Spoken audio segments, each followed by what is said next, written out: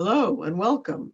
I'm Professor Melinda Zook, and today I want to provide you with a little context and interpretation as we prepare to enjoy Aquila Theater's production of William Shakespeare's tragedy, Macbeth. First, allow me to say that we should all be a little more like Shakespeare, because when he was in quarantine at the outset of the 17th century, as we were not too long ago, he did not while away his time watching Tiger King or ordering sweatpants online. Oh no, he used his time to create two of his greatest tragedies, King Lear and Macbeth. They are both extraordinarily moving, provocative plays, daring us to look inward at our own vanity and foibles and deepest desires. And they are both magisterial, taking us to new emotional heights and depths, able to evoke human longing and suffering. Macbeth is the darker and the more violent of the two. In fact, let's lay our cards upon the table and say this.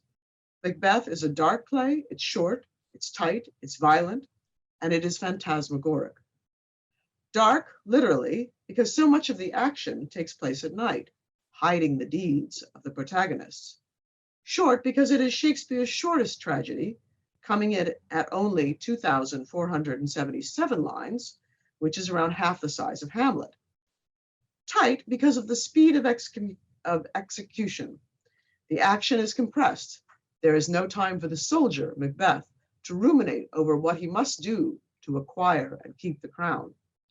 It is also a violent play with stabbings, a suicide, and the final beheading. Although because it is so dark, tight, and short, it may seem more violent to us than it actually is, especially since much of the violence takes place off stage. Finally, Macbeth is phantasmagoric, with the action being propelled by the agents of deception. The witches are the incendiaries, igniting Macbeth's ambition, which Lady Macbeth further inflames herself, something of a demon. Come, you spirits that tend on mortal thoughts, unsex me here, and fill me from the crown to the toe, top full of direst cruelty. Perhaps she is even the fourth witch in the play, as Dame Judi Dench famously played her. And when Lady Macbeth calls upon the spirits to unsex me, there's an erotic charge here as well, as if she is inviting an unseen lover to remove the shackles of her womanhood and fill her with a direst cruelty. But let us never forget that Macbeth is no pussycat, no henpecked husband. He is the star of the show and the one to which we most identify. And I would argue that he is eminently modern. Now, Hamlet is too, you might say, and we can identify with him as well, especially the more thoughtful and introspective academic types among us. But whereas Hamlet is put into a perplexing situation that he must ponder before he acts, Macbeth must act quickly. He must be bloody, bold, and resolute. The Scottish play, as Macbeth has long been dubbed due to its traumatic stage history, something that we'll address in the third segment, also has a particular historical context. Scholars always tell us that Shakespeare composed the Scottish play to please the new Scottish king, James VII, who had become King of England, James I, in 1603. Not only was the play about Scottish history, with a reference to the king's lineage through his ancestor Banquo, but it played on James' interest in witches. Scotland in the 16th and 17th century experienced more witchcraft trials than England. James was curious and fearful. He attended witchcraft trials in Scotland and wrote a treatise on witches called Of Demonology. James was also keenly interested in kingship and wrote about that too. There are three kings in this play, Duncan, Macbeth, and Malcolm. But does that mean the subject matter of Macbeth was meant to be ingratiating? Because the play also stages a regicide. We know that Elizabeth I was none too happy about another of Shakespeare's plays on the topic of regicide, Richard II. It's not like sovereigns don't pick up on these things. So if the argument is that Macbeth was Shakespeare's way of ingratiating himself with James, he certainly had a funny way of doing so. And so, King James, how do you like our play about scary witches and the good old king who is stabbed to death? Now, scholars work around the first conundrum by asserting that Shakespeare never uses the term witches in the play. They're called the Weird Sisters. Weird meaning prophetic. They can see the future. Even so, they sure look and sound a whole lot like witches. In fact, they embody everything Shakespeare's contemporaries knew about Satan's minions at this time. For example, they had animal familiars.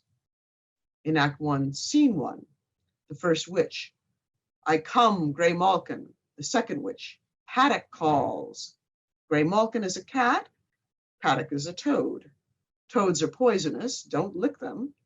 And I'm sure I don't need to tell you about the demonic nature of cats, especially if you own one. The Weird Sisters also reverse moral values. Fair is foul and foul is fair. And they are prophetic. They know when the battle, the hurly-burly, will be won at the set of sun, and where they will meet with Macbeth and Banquo, where the place upon the heath. In Act 1, Scene 3, we learn more about the witches.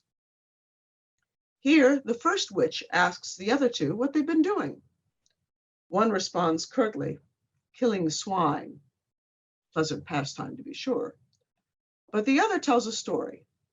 A sailor's wife had chestnuts in her lap and munched and munched and munched. Note the emphasis on the number 3. The witch said, give me. But the rump-fed, fat-bottomed woman replied, get lost. So the witch gets her back. The woman's husband is a sailor to Aleppo, and the witch intends to curse him. I'll do, and I'll do, and I'll do. Again, the emphasis on 3. The witches always wind up their charms in 3s. She will toss the ship about and drain him dry as hay. Sleep shall never, night or day, hang upon his penthouse lid, his eyelid, and he shall live, the life of a man forbid. And although his ship will not be lost, it will be tempest tossed.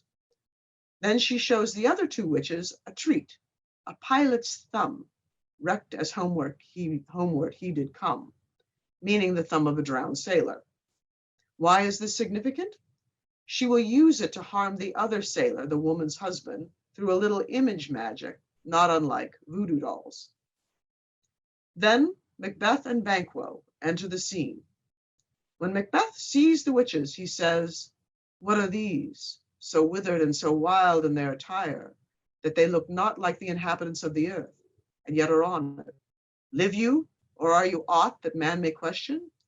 You seem to understand me, by each at once her chappy finger laying upon her skinny lips.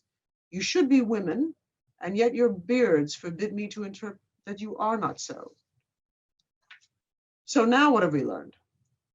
That they are wild in their attire and look ephemeral, which may seem to suggest that they are either ragged or mysterious or both. They are obviously old with choppy fingers and skinny lips and beards. And why beards? Is this the stubble on the chin of the very old? Or is this an inside joke with the 17th century audience, seeing how only men and boys were allowed to play women on stage? Now, all this information was standard witch lore in Shakespeare's time. Witches were old women with animal familiars who practiced magic and cast spells and told fortunes. In the cauldron scene, Act 4, Scene 1, the witches chant a real witch's recipe.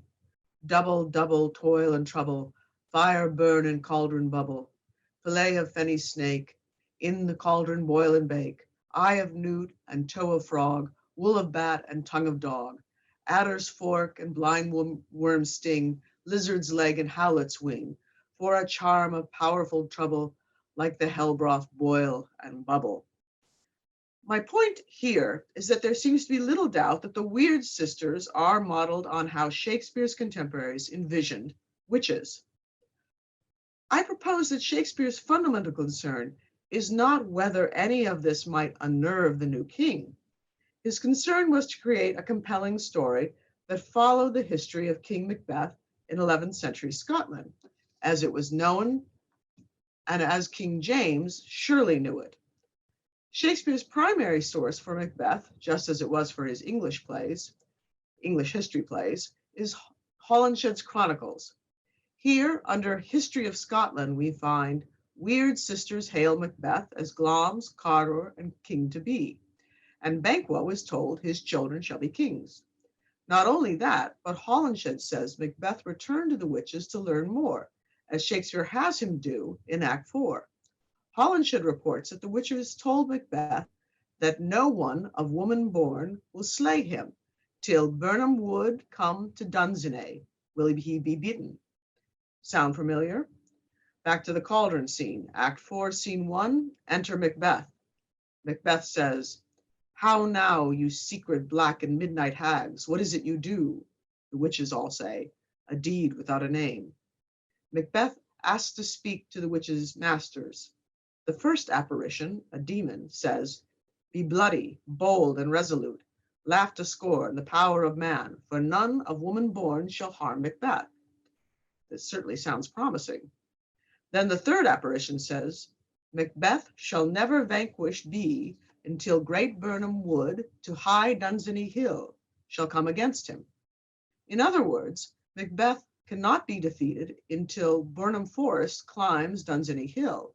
Again, very promising. He looks to be invincible. But my point is here that so often we think that Shakespeare cleverly invented his materials out of thin air, but actually he took his ideas wholesale from his sources. Now, is this a political play about kingship, about regicide? Of course, we could answer that anything with kings and nobles and the quest for power is political. But more importantly, does it contain political ideas about the responsibilities and limits of kingship? Not much, I think.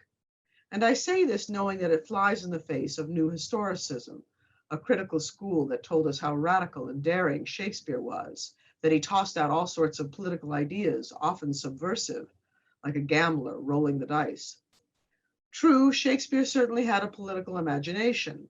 Richard II is a deeply political play and contains thoughtful meditations on kingship. But our protagonist Macbeth does little of that. He is not a thinker, but a man of action. When he gives us his final soliloquy, tomorrow and tomorrow and tomorrow, he is at the end of his rope, lamenting what he sees as a world devoid of meaning. Now we'll return to that very bleak moment in our second segment.